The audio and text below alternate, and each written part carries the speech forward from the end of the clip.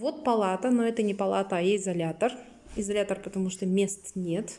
То, что мы писали в обращении. Вот эти вот тумбы, которые никогда не протираются, которые мы сами как-то умудряемся салфетками и так далее вымывать. Но вот эти вот следы, они не вымываются. Вот эти вот батареи горячие, которые на 40-градусную жару сейчас включены, мы закрываем сами этими грязными одеялами, которые не меняются после каждого пациента. Потом вот такие вот грязные окна я видела, ну я не знаю, нигде я не видела, ни в одной больнице, господи, не видно походу. В общем, тут все очень пыльно и грязно. Смотрите, какие углы. Двухмесячный ребенок лежит.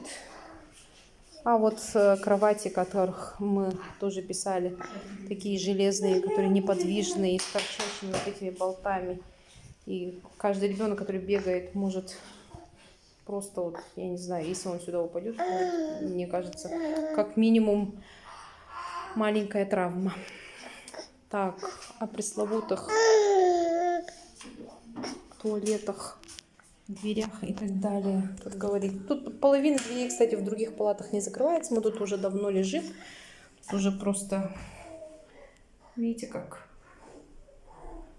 есть такие вот.